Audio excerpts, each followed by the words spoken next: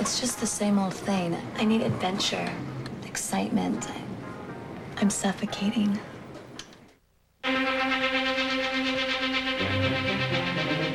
This is an NBC News Special Report. Here is John Seigenthaler. Good day, everyone. There have been several developments today on the anthrax story. First of all, the U.S. House of Representatives is closing offices today until Tuesday to allow a complete sweep for traces of anthrax.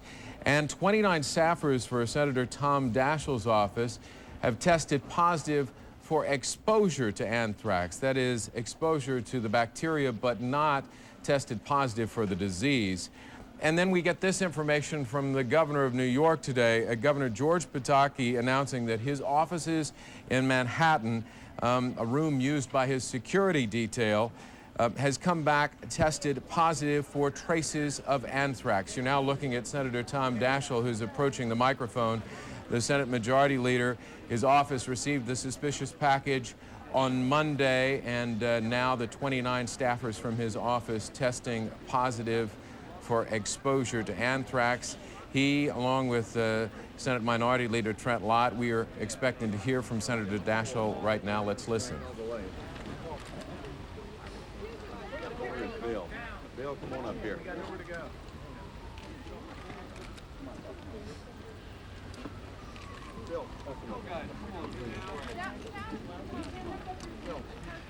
We wanted to give you another update on our circumstances here at the Capitol. I have had some opportunities to meet with my staff this morning, and I just want to report that in our office, room 509 of the Hart Senate office building, 31 people now have had positive nasal swabs. Not all of those are members of my staff. There were some Capitol Police involved. There is a huge difference between a positive nasal swab, which only indicates exposure, of course, and infection.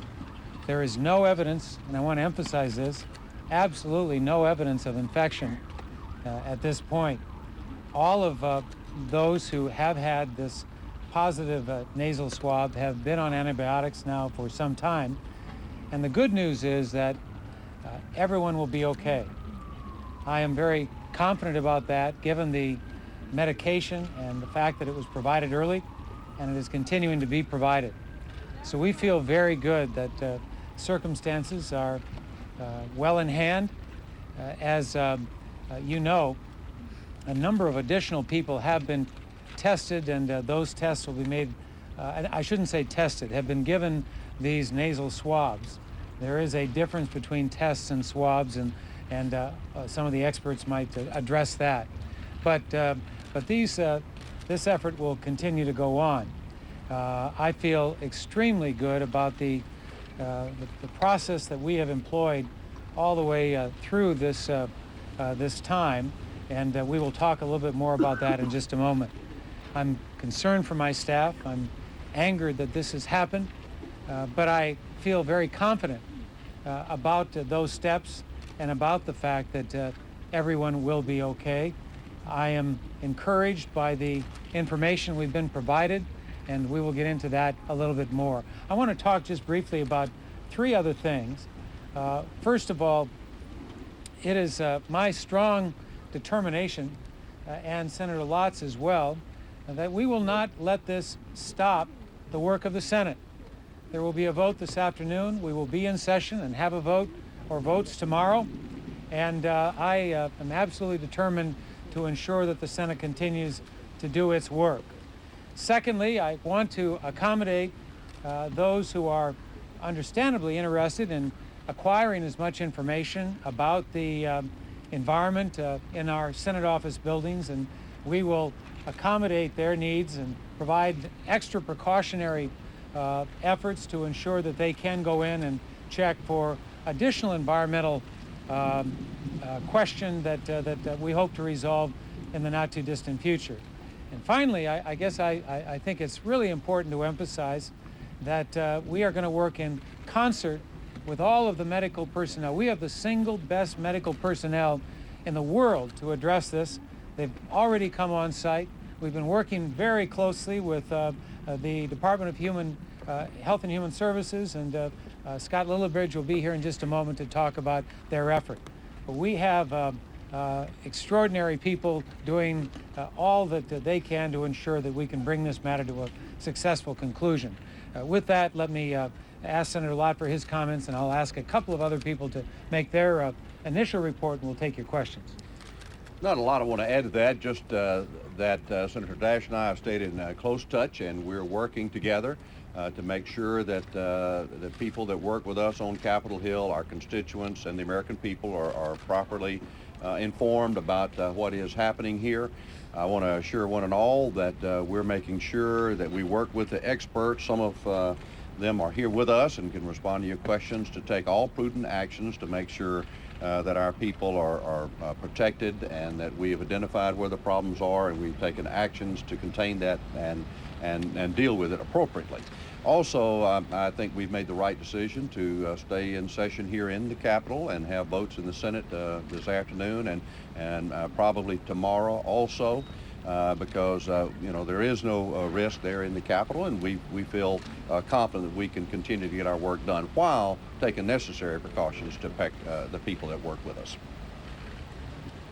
Let me ask Scott Lillibridge to provide additional technical information about our current circumstances. Thank you. I'm Scott Lillibridge, and I'm a special assistant with Secretary Thompson of Health and Human Services, and I work on the issues of national security and bioterrorism. Okay. I'd like to mention what we know at this time. Last Friday, there was a package delivered to Senator Daschle's office. This has been analyzed. People in that office have been identified and put under medical prophylaxis. There is a second site in the mailroom where there's a positive environmental sample, and that in spite of the ongoing effort in environmental sampling, surveillance, and case finding and follow-up, that is the sum of our knowledge. At this time, one question might be, is anybody sick? Not that we're aware of. Is this contagious at this time? No, it's not. How will this unfold over the next 2 or 3 days, and how will you get information? Let me just make it clear in 2 ways. There'll be an ongoing environmental survey that'll not only look in the sites in question, but will probably look at other sites. Although there's been a number of tests that have been done, those at this time are the only 2 sites where we have positive information. Indeed, a nasal swab of a positivity does not indicate infection, it indicates an environmental exposure. The second thing that'll happen is that the CDC team that is working with Deputy Surgeon General Ken Mortsugu, I'd like to identify him, who will be on site working with the Office of Emergency Preparedness, will provide any information about prophylaxis, follow-up, which people on whose staff need to be contacted, how that information will be distributed, and to provide ongoing information about issues ranging from everything from questions about your clothing and ongoing risk. With that, I think I'll close for now and leave this to talk a little more about the laboratory information and turn this back to Senator Daschle. Thank you. Let me also introduce Robert Gibbs. Robert is the program manager for the Defense Advanced Research Projects Agency. I've asked Mr. Gibbs to talk a little bit about You've been listening to Senator Tom Daschle, who now reports 31 staff members in his office have tested positive for exposure to anthrax. And it's important to emphasize, as we heard the senator say, this is not testing positive for the disease, just exposure to the bacteria. He said that the Senate is determined not to let this stop the work of the United States Senate. NBC's Lisa Myers is in the Senate Russell office building. And Lisa, what else can you tell us that's going on in Capitol Hill as a part of this? Well, John, the most important thing we just heard there was that House Speaker Dennis Hastert was incorrect earlier this morning when he reported that they had found anthrax spores in both the ventilation and the tunnels between the Senate office buildings. That could have meant that many more people were exposed to anthrax. That turns out not to be true. Obviously, a lot of people will be relieved, John. All right, NBC's Lisa Myers at the Russell office building. The other bit of information that we're getting today comes from New York, and New York's Governor George Pataki announced just a little while ago that in his Manhattan office, in a room used by a security detail, tested positive for traces of anthrax. Let's listen to what he had to say just a few moments ago. Find area, there has been one positive indication of the presence of anthrax. Now, the anthrax is going to be cultured. It will be a couple of days before there's 100% confirmation, but it is a positive indication that it is present. That was Governor George Pataki. I'd like to turn to NBC's Pete Williams in our Washington bureau. Pete, what is the FBI saying about the investigation into all of this?